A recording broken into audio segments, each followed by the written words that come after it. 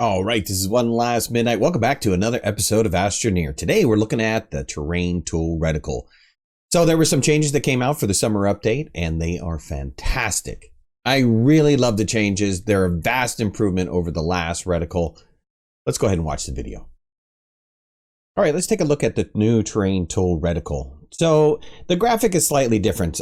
Here's a side-by-side comparison so you can see the difference between the two reticles. Previously, there was a blue circle going around the white circle to give you an indication of how much soil was inside of your terrain tool or how much soil you had on your backing canisters.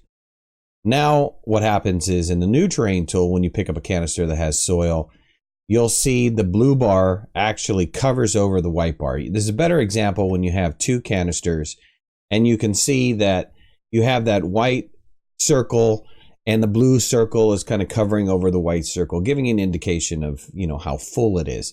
You could also still see that even in the two, when you do a side-by-side comparison, that you do have a reference of how many canisters you're holding by the number of white lines that there are on your reticle.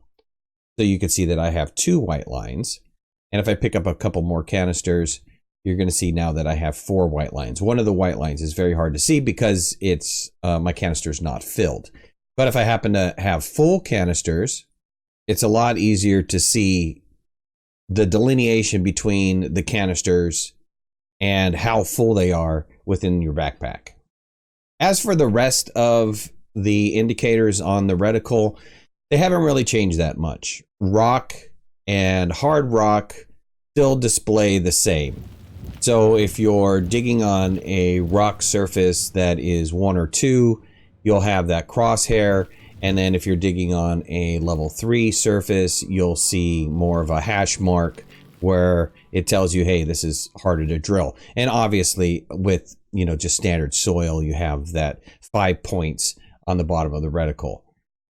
The terrain tool reticle hasn't changed for being large or narrow.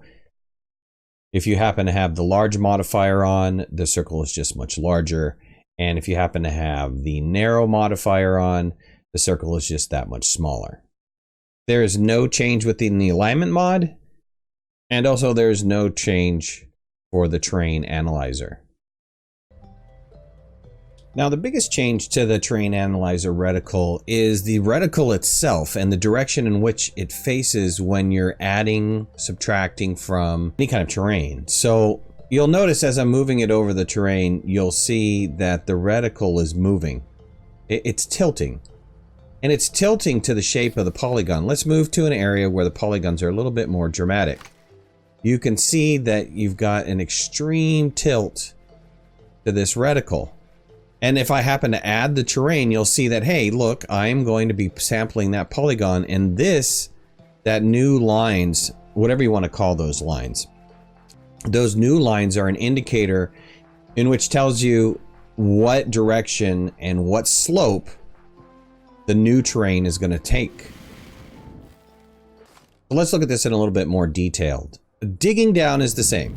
There's no change to how it digs down. It's still digging down the same. Yes, the reticle is tilting to the direction of the polygon, but there's really no other indicator that's telling you there's any difference, right? It's still the same. Adding to the terrain, same thing. While the direction of the reticle will change to the polygon, adding, there's no other indicators. But flattening, you now have that, once again, you have that flattened kind of indicator that tells you the direction in which the polygon is laying. So if I start laying down soil, I'm going to lay it to that angle, this particular angle that's displaying these little hash marks. So for beginning users, one of the most challenging things was, how do I make a ramp? You would have to kind of come off to the side and say, oh, okay, this is the polygon that I want. This is the angle and the direction in which I want my ramp to go. Well, not anymore. You can just hover over that particular polygon and you can see with these hash marks how my ramp is going to lay out. Wow, that actually looks like a really good polygon to start laying a ramp down on.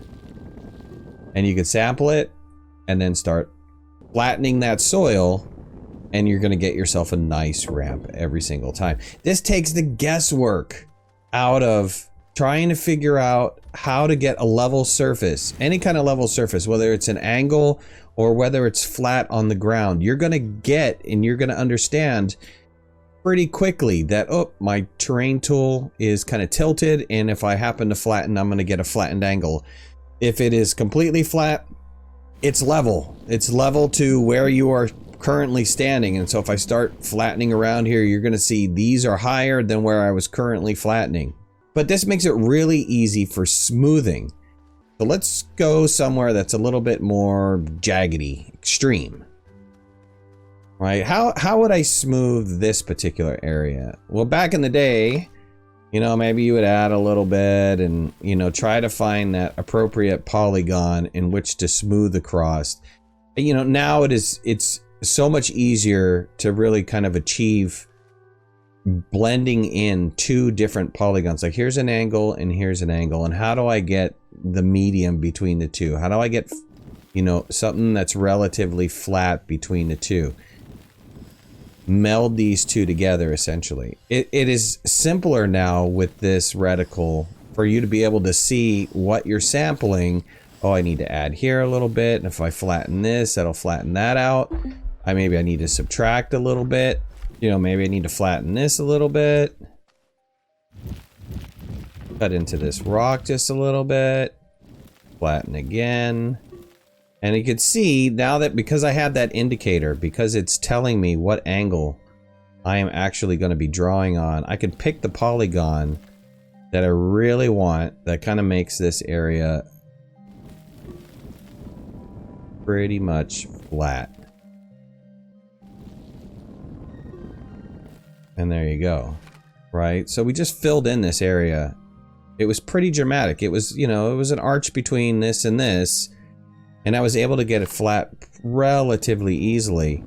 You know, it's still somewhat of a push and pull between the polygons, right? You still kind of have to figure out what is the best polygon to grab. But with this indicator, man, it makes it so much easier to understand what angle you're sitting on. What angle I'm sampling. You know, now I'm at an extreme angle, right? It is, I really love this improvement. To be honest with you, this improvement, I would have loved to have seen, you know, within the beta. You know, so many people were not understanding how to sample a particular polygon or what angle they were going to get. And I agree, it was very challenging when you had to look at it from different angles to see, okay, is this flat, or is this turning right, or is it turning left, or how do I really know which one is going to give me the best ramp or even smooth between two peaks?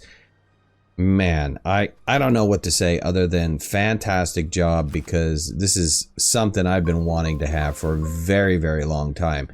If you guys had watched any of my track building and being able to smooth between several polygons and figure out what is the right one to sample, you'll see, even though I've been playing this game for a very long time, I still have difficulties with it. Trying to get the exact angle that I want to try to fill in. Now, it kind of takes the guesswork out of it. You can see what you're sampling. Oh, I just got this kind of flattened out. So a great addition to this tool by changing this reticle and giving a little bit more information back to the user. Good job. All right, that was my video on the terrain tool reticle. I hope you guys enjoyed it. If you haven't already, hit that like button. If you're not subscribers, please subscribe. We'd love to have you in the community. And if you want to follow me on any of my social media, you can find the links in the description below. We'll see you guys soon. Thanks a lot. Bye-bye.